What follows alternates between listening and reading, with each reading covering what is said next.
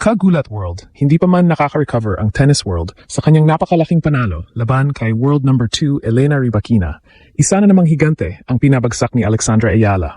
Sa pagkakataong ito, ang naging biktima ay ang kasalukuyang world number 8 na si Elina Svitolina na tinalo ng 21-year-old na Filipina wildcard sa straight sets 6-3, 6-4 sa quarterfinals ng 2026 Berlin Open sa Steffi Graf Stadion.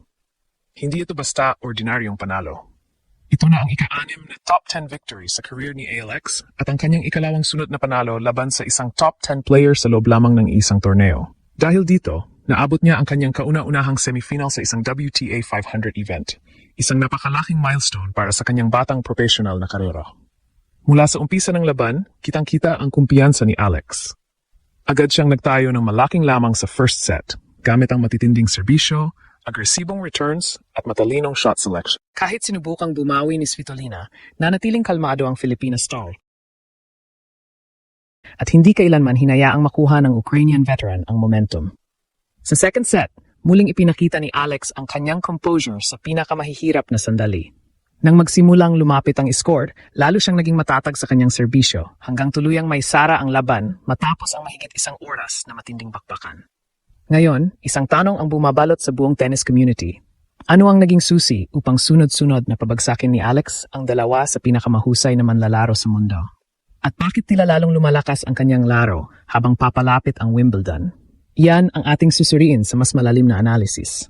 Kung ang panalo ni Alex laban kay Elena Rybakina ay may tuturing na isang tactical masterpiece, ang kanyang tagumpay laban kay Elina Svitolina ay maaring ilarawan bilang isang clinical performance mula umpisa hanggang matapos. Hindi lamang niya tinalo ang isang dating world number 3 at kasalukuyang world number 8. Kinontrol niya ang halos buong takbo ng laban-laban sa isa sa pinakarespetadong competitors sa women's tennis.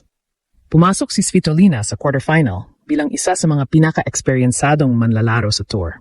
Kilala siya sa kanyang pambihirang court coverage, defensive skills at kakayahang bumalik kahit sa pinakamahirap na sitwasyon.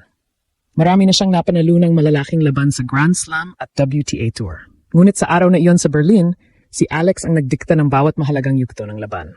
Mula pa lamang sa opening games, malinaw na ang game plan ni Alex. Hindi niya hinayaang maging komportable si Svitolina sa baseline exchanges. Agresibo niyang inatake ang unang mga bola.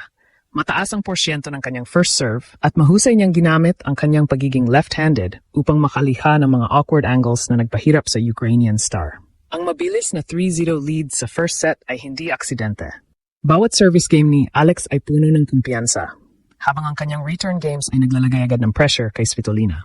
Sa halip na pahabay ng bawat rally, matalino niyang pinipili kung kailan atake at kung kailan maghihintay ng tamang pagkakataon upang magtapos ng puntos. Natural na hindi basta sumusuko si Svitolina. Nang mabawasan niya ang lamang at makalapit sa fourth three, maraming manlalaro ang maaring kabahan. Ngunit dito lalong lumutang ang maturity ni Alex. Walang pagmamadali sa kanyang mga galaw. Patuloy niyang pinanatili ang parehong agresibong discard habang iniiwasan ang mga hindi kinakailangang pagkakamali. Sa second set, halos pareho ang naging kuwento. Muli siyang nakakuha ng maagang kontrol at umabot sa 5-3 lead. Alam niyang hindi matatapos ang laban ng madali dahil kilala si Svitolina bilang isa sa pinakamahuhusay na fighters sa tour.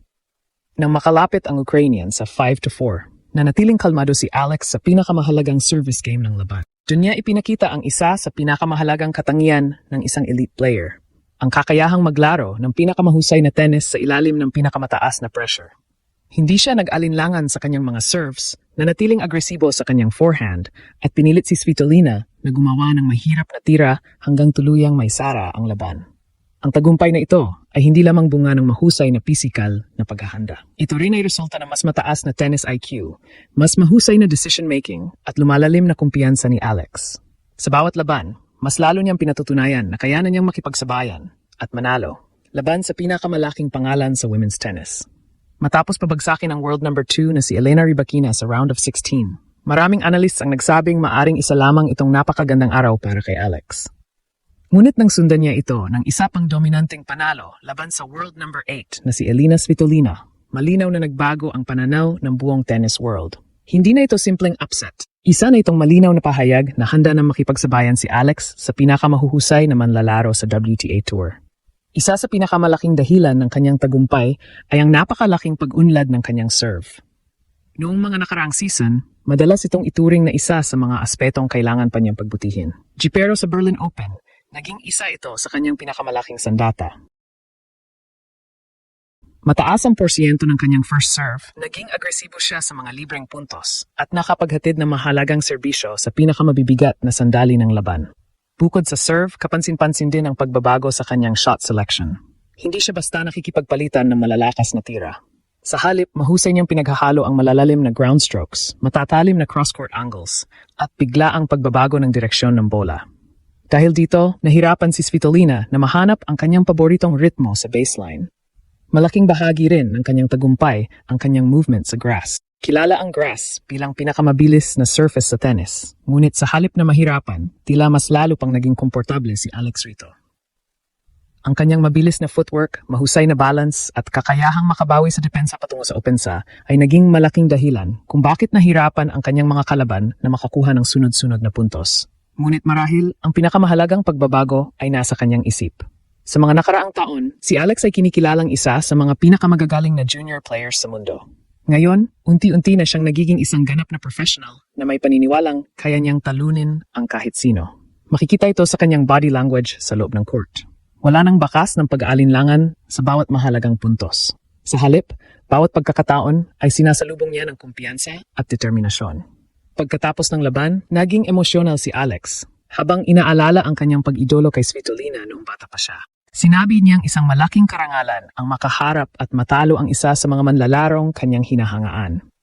Ang eksenang iyon, ang pagtakip niya sa kanyang mukha habang umiiyak sa gitna ng court, ay naging simbolo ng napakahabang paglalakbay mula sa pagiging junior champion hanggang sa pagiging isa sa pinakamainit na pangalan sa women's tennis. Ang mas kahanga-hanga pa rito ay ang consistency ng kanyang performance. Ang back-to-back na panalo laban sa dalawang top 10 players sa isang torneo ay hindi madaling magawa. Nangangailangan ito ng mataas na antas ng physical na kondisyon, matinding mental preparation at kakayahang mag-adjust sa magkakaibang playing styles ng bawat kalaban.